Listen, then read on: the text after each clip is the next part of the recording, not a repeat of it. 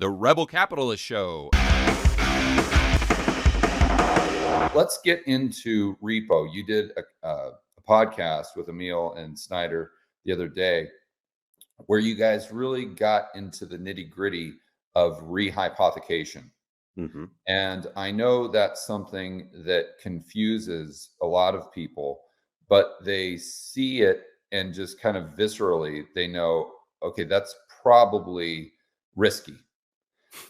So, so can you kind of walk through how that works and then maybe give a specific example like you did in that podcast where JP Morgan has, balance sheet capacity. So they're going out, they borrow treasuries, and then they want to get a return on those treasuries that's higher than the yield. So they lend them out and maybe a reverse repo transaction.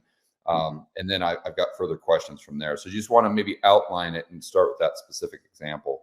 Yeah, let's talk about repo. Let's see if we can make it easier for the audience to understand this monster, right? Yeah. So where I always start with repo is I used to do it myself. So I was sitting on one side of the equation until 4 months ago, had a 20 billion book, had securities to repo out, or I could repo in securities in my book, right? Why do I do that in the first place? I mean, where the heck is the advantage for me as an investment portfolio manager to repo? And who's on the other side of the transaction, right? Where we say repo to whom? I mean, how does that work? And also when you're saying repo, you mean lend in layman terms. So you have a security in your book, you have it there, you can lend it away, and you can get some form of money back, which is cash or a bank reserve. It depends who are you lending to. Is it either a bank deposit or a bank reserves? But why would you do that in the first place? So instead of starting from me, let's start from a pension fund. And so a pension fund has a bunch of assets, mostly bonds, but also equities, private equities, credits, all of that. But it also has an amount of bank deposits, right? I mean, a pension fund doesn't have an account at the Fed. It has an account at JP Morgan, for example. And so it deposits some of the bank deposits there. When QE happens, George, those bank deposits become bigger. Because if the Fed buys, as you explained very well in your whiteboard video, from a pension fund, it takes away the bonds, but then a pension fund will have bank deposits instead, right? I mean, ultimately, they don't have an account at the Fed. The best they can do with the proceeds of the bonds they sold to the Fed is to deposit at JP Morgan or Bank of America or another bank. Right. The interesting part is that these deposits are basically running credit risk. Anything above 250,000 in America is outside the FDIC insurance scheme, basically, on these bank deposits, which now let's think about it. It means a pension fund will have billions or 100 of millions, whatever, deposited in the banking system in America. It yields nothing most of the times, very, very little. And it runs overnight credit risk. If Bank of America goes belly up, then the pension fund gets compensated only for 250K. It's a horrible deal. It's a horrible deal, risk return wise, right, for a pension fund. So what they will end up doing is, okay, so I have these bank deposits. Maybe somebody wants them. I would like to have some proper collateral that actually backs my overnight deposit. So what I will do is I will engage in a reverse repo transaction. It's a pension fund that will lend my bank deposits, and I will source some collateral in. Some stuff that actually I'm relatively sure it runs very little credit risk. Something like a treasury bill, right? For example. Okay, cool. Now we understand who's on the other side of the repo transaction. There is somebody that wants to borrow the securities that I, as an investment portfolio manager in a bank or in a hedge fund or whatever, I maybe have on my book, right? The pension fund on the other side wants to avoid interbank credit risk. He wants collateral instead, like treasuries, something with much less credit risk. So he wants me to lend him my treasuries, right? And why would I do that on the other side of the equation, right? I'm the guy who has the treasuries in the first place. I'm a bank. I'm a treasury department of a bank. So I buy treasuries. The reason why I do that is because I can make some money in the meantime. Because if I can lend this collateral, I have to extend my balance sheet. And you touched on that before. If I have a bond today and then I lend it, I get bank deposits back. So my balance sheet has expanded. And for that expansion of balance sheet, I will hit leverage ratios. I will hit certain constraint. I will need to pay for that expansion of the balance sheet. I want to be compensated for that. And how I'm compensated for that is via the repo rates. Now, as you understand, there are two sides of the equation. A guy that wants to lend securities and has a balance sheet to expand, basically, but wants to be compensated for it, and a guy that wants not interbank credit risk on their deposit, they want the collateral against it. And that's how two parts meet in a repo, reverse repo transaction. And then there are hedge funds, just to finish the thing, and then you can go with questions, George. The hedge fund guys, they do all of this for other reasons. They do all of this because they need to do arbitrage trades. And so arbitrage trades are, for example, when a hedge fund buys a treasury and then pays against that a Fed funds future or a swap or something that will be closely resembling a treasury security, but there is an arbitrage to be made. In case of the bond, when you buy a treasury bond, you buy interest rate risk and you buy credit risk, although we know that the Treasury Department can hardly default. But effectively, you buy both. And if you swap away a hedge only the interest rate risk, sometimes you can find some dislocations, very tiny dislocations in the Treasury market. And the hedge funds, if they lever up a lot, and they can do that by a repo, they can exploit these incongruencies basically that are in the markets. And those are the actors in repo and reverse repo. But now hit me with questions. Okay. So going back to the pension fund, why would that basically be a repo with a negative rate? Because they're paying you to borrow those.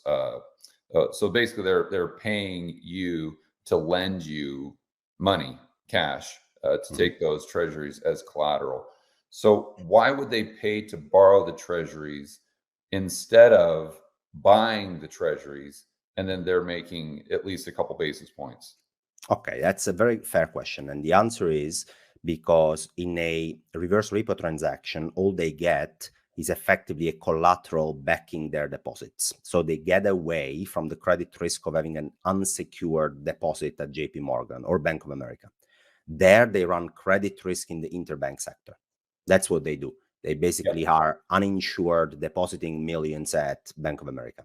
If they want to hedge basically for that credit risk, they swap that in a reverse repo transaction and they get a collateral, which is treasuries. And therefore they sort of are running a credit risk-free transaction overnight.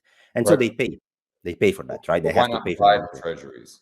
Why not buy the treasuries? Because the treasuries are generally not only an instrument that prevents you from running credit risk overnight, but they also bear other risks. In that case will be interest rate risk.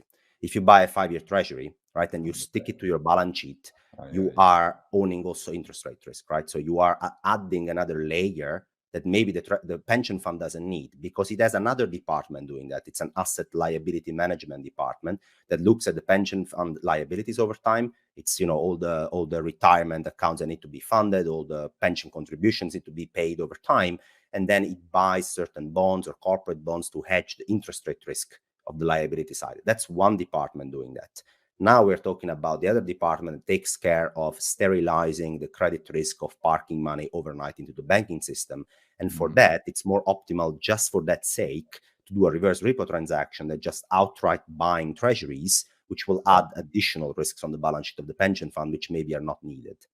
Got it. So just in case the listeners or viewers aren't following there, so you've got cash, which in and of itself is risky. Because you're way over the FDIC limit. So you want to get rid of as much risk as possible. Now, if you were to buy the T-bills with the cash, now all of a sudden you're swapping one form of risk for another form of risk, especially if you're buying not a T, maybe a 3-month, but more so maybe a 5-year, 10-year, 30-year treasury. You can imagine the risk there. Where if you just borrow that treasury, the risk is still on the balance sheet of the owner of that treasury. So you've got a way to have something, I guess, some sort of asset that has the least amount of risk by taking that cash, lending it, and then borrowing the collateral, even temporarily.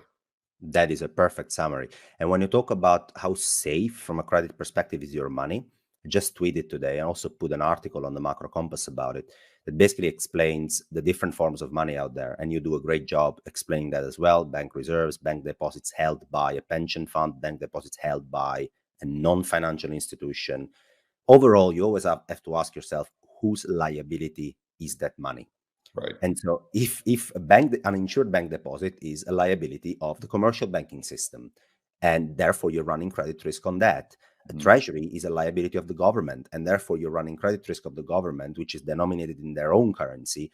And, it is arguably a much less risky proposition as a form of money that the pension fund would like to own. And therefore they engage in a lot of these reverse repo transactions just to sterilize the credit risk of the form of money they own. Yeah. I mean, people ask me all the time on the comments and in Rebel Capitalist Pro and at these events like Rebel Capitalist Live, they say, listen, I've got $1 million, George. I've got $2 million of cash. I don't know what to do with it because I don't trust the banking system. We could have another GFC, or there could be all this systemic risk.